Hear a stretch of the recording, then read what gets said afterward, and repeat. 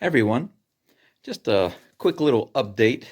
I'm burning a lot more of this old and rotten wood outside, and I'm about to see my little messed up kitchenette over there. I'm toasting a bagel, and I'm about to make some soup. I'm still learning how to use this thing, getting it to the right temperature, burning it the right way. You can see that I've kind of scorched the outside in some places, and I had to clean it up a little to avoid a fire hazard, so that's not good. But right now I've got some type of um, you can see the heat coming out but no smoke, and that's good. That's what I want because I've got some type of charcoal that's meant to burn in this, and I'm going to put this right on top. These are stir fry vegetables. I'm going to make kind of a soup. I'm going to put these in there, and after that, the frozen vegetables kind of melt down a little bit. I'm going to add some tomato sauce or beans, one of the two. Both have tomato sauce in them, but I might want to get the beans just for the protein. But just want to share that with you, what I'm doing today.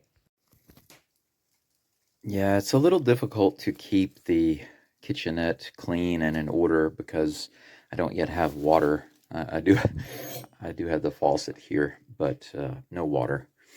And see, I've got to go dump this out right quick. This is the pickle juice I've got there. And yeah, anytime I have leftover water from something I cook or um, some food that I have, I have it in the jar and then I just go dump it out somewhere away from the house in the yard. So it starts to accumulate a little bit. I'm about to take these out. I can't pour it in the drain because it just goes down there, and I don't want that. I've got the tube there, but it hasn't been run out yet. These are like gold in the US right now, aren't they? No problem with eggs around here for a couple of reasons. We have a local egg farm, but these actually came from the supermarket, and they're not expensive. It's like 10 eggs for $1.50, $1.60, something like that. These are the beans that I currently have, the little can. I don't normally like buying these, even though they come from Costco, because the cans are so small, and I like the bigger cans, but they had these on sale, so I was able to get them. Right now, I'm going to heat up some water to make some coffee. These are the whole wheat bagels that I also got from Costco. I kind of scorched it a little bit on one side in the toaster because I was getting the soup ready and I forgot. Normally, I would cut this in half and open face it and put it in the toaster. But I didn't really care today. I really just wanted to eat it quickly. I wanted it to be warm, and it is warm right now, but the bottom is a little scorched, so maybe, I don't know. This side isn't as bad, but this one, maybe I'll eat around it. By the way, I wouldn't recommend that you put your wood burning stove or any stove like this close to the wood, but there are a couple of reasons why I'm doing this. One is I need to vent it straight up as much as possible before I go out, and even when I go out, it's at an angle, so I'm not getting any smoke or backdraft in the house. And the other thing is I don't yet have the ceiling knocked out in the room with the irori. So there's nowhere to vent it. There's still a little smoke in here from the fire outside. Earlier, we're actually under a gust warning right now. So we had our severe weather warning several days ago, snowstorm. And then that changed to ice. Now it's changed to gusts. Right now, it's not blowing at all. You can see the smoke is almost going straight up. But occasionally we get these strong gusts of wind. And even though I only have this one door open with no other door in the house, it just seems to want to enter. So the smoke just came barreling in earlier. But this is nice right here. If I stand here, I can watch the fire. I can tend the fire. I can keep moving the wood around and tossing other stuff. I've been burning old clothes and all sorts of garbage, burnable garbage in the house, lots of newspapers and stuff. And the cool thing is, by standing here waiting on my food, my feet stay warm. You know, these shoes are like a double-edged sword. These are safety shoes, so the bottom and the top have steel, so I don't have to worry about stepping on nails or having something crush my foot. Earlier, I actually dropped one of these on my toe, and I closed my eyes thinking it was going to hurt, but of course it didn't. I was like, oh yeah, I got my safety shoes on. But the thing is, when it's cold outside, your feet get really cold, which sucks. So you need to find a way to warm up your feet. I put on extra socks, but it seems that only makes my feet sweat. So it's like, what the heck am I supposed to do? But the good thing is, whenever you stand next to something like this that's just putting out just a little bit of heat, it warms up your feet fast. So it feels very, very nice. I don't know how well you can see the heat coming out of this chimney pipe, but it's coming out really clean, and I like that because right now it's not. Wow. Actually, the pipe itself here is nice and warm. Okay, but not super hot. I'm not scorching it like I did before. You see that? The scorching here and here, a little bit on the top and over here. Yeah. Growing pains, learning how to use this stuff. But right now, it seems to be perfect. So I think I'm getting the hang of it. Once I get to a point where I feel very comfortable using this or something like it, then I'll move it more in the interior. Hopefully I can use it in the irori room or in the kitchen to keep the center of the house warm. I heard the coffee pot pop, so let's go check it. Yep, it's ready. Got my Daiso maybe less than $1 coffee filter basket. There we go. My Costco Pike Place Starbucks coffee.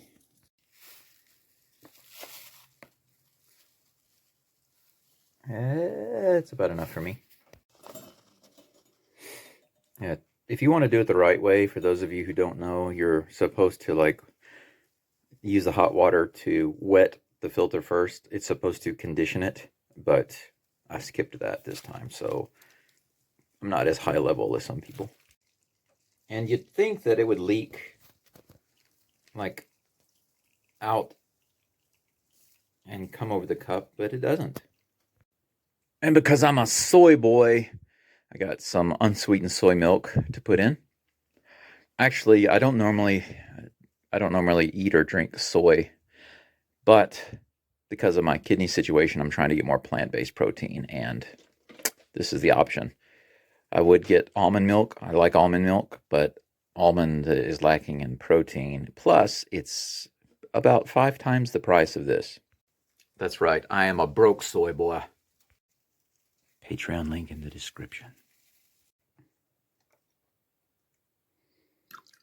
Getting there. Come on. Yes. Just to show you how out of it I am right now, I just tried to put this on here. Don't. Well, at least it was a lid, and I didn't try to put this on there. There we go.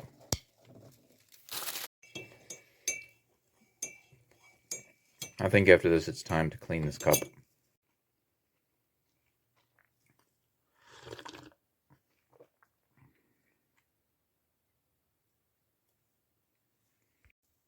Let's go check on that soup. I see you over there. I probably need to bring my spoon. Okay, this has gotten to a point, or this has gotten to a point where I can add the beans, and that's what I've decided to go with, is the beans. I'm going to put in 2 cans of these beans, let it simmer for a little while longer, and then I'll be able to sit my arse down somewhere,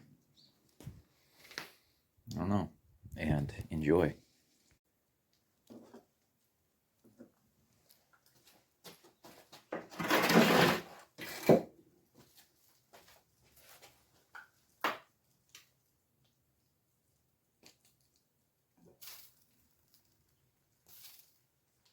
Nice.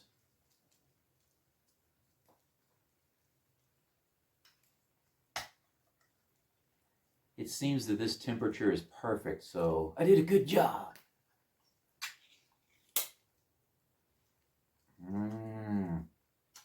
Cold beans. Cold bean sauce. Tomato sauce. Great stuff. Getting there, boy. I have no idea how well this is going to go together. These little beans, the tomato sauce, and the stir-fry vegetables. But I haven't had a bad experience so far just mixing these different vegetables, the beans and the tofu. It's been pretty good. I also keep a big case of organic tomatoes, diced tomatoes, and that helps me a lot to make some really hearty soups.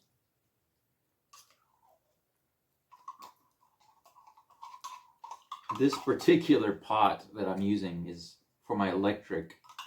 It's not meant for use right on the stove, but I figured since it's made for a certain temperature, certain amount of heat, that this would work out well. And it seems to be right about the same as like a medium to slightly medium high setting. So I think it's all good. Right behind the camera over there, I have a Coleman saucepan, a big one, but it's just too big for cooking most things for me, just one guy. So I usually cook in this, and I think this is going to work out just fine. We'll give this a few minutes and then I'll chow down. I almost grabbed this to put on. This is pretty hot, so that would have been a mistake. This is what I need. There we go.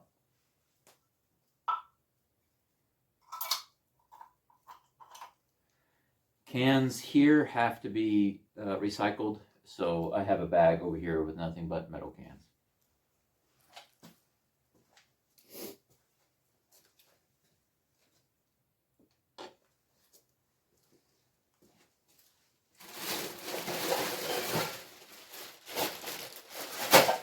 And here they are.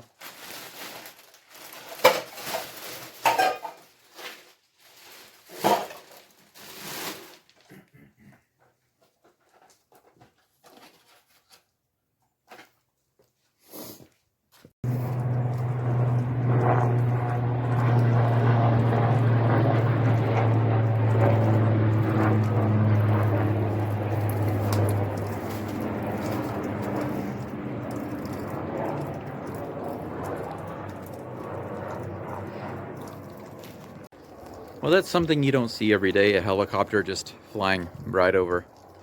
It wasn't a military helicopter. It looked kind of like a medical helicopter, but who knows?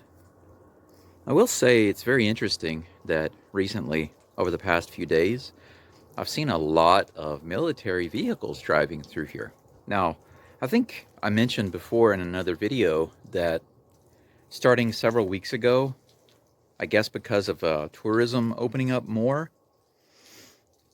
and COVID becoming less and less of a problem, there have been a ton of tour buses driving through here. And of course, from where my house sits, you can see the main road, but the cars driving by, especially if you're staying in the backyard, you can't really hear them. and they're no problem. But you can see lots and lots of tour buses going by, and they have a pretty good view of my house from the road. It makes me wonder how awesome it would be to have the thatched roof back, to have the metal roof gone and the thatched roof, the original thatched roof on display. Because as much as I've driven around in this area, I've been south, north, east, and west, and in this whole area, I haven't seen a single house with a thatched roof, not a single one. It doesn't mean that they don't have them. It's just that they've either been destroyed or the ones that are still standing have some type of retrofitted metal roof like mine. I believe that mine is copper. Some of them are type of like zinc alloy or something like that. But it appears mine is like really thin copper. It's just held up so much better than a lot of the roofs that I've seen for other houses. Some are like really, really rusty. They're obviously some type of sheet metal, and they didn't hold up too well over time to the elements. But anyway, after the tour buses started rolling in, I don't know, maybe up to 2 months ago or so, they've been consistently going through. But just several days ago, maybe, let's say about 5 days ago, I've just seen between here and Saijo and going kind of northeast, I don't know, lots of military trucks, big military trucks, and going both directions. I'm not sure why, because I've never seen even a single one out here before. Interesting. These big old wooden poles, I hate to burn them. And I kept them for a while, actually. I had them next to the house. I was keeping them. I thought maybe I could use them for something. But as I've been learning more and more and tearing up the wooden floors and doing some other stuff, I learned that some of this wood, when it gets to a certain point of age plus damage, it looks solid, and in some places it is, but it can be completely weak and brittle and rotten in just a couple of centimeters from there. And these pieces of wood are a good example. These poles are like that. These were some of the big ones that fell on top of the car. I suspect the area between the kura and the house, there used to be a custom covering that they built there, and these poles were some of the ones used there. And I suspect that it was the snow that caused it to collapse. Probably a couple thousand pounds of snow, if not more. And it crushed the top of the car, so it must have been really, really heavy. And these just laid like this in the elements for years. They never even moved it. That's the interesting thing. I guess they weren't here. I guess they'd already abandoned the house whenever it collapsed on that car. So the car had been sitting there. And it's a real shame because, if that car hadn't endured that damage, I could have either restored it or sold it for a good price, I think. But it wasn't in the cards. Let's see what we've got here.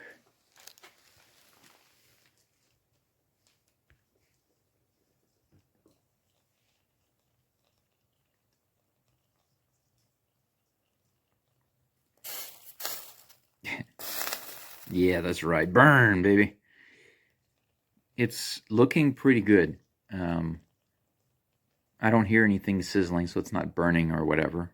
Sometimes I put water in here to make it more soupy. But since there's not a lot of tomato sauce, I don't want to water it down too much. I think I'm just going to give it a couple more minutes, and then I'll take it off the heat and let it cool down just a little. Have myself a nice lunch. Mm-hmm.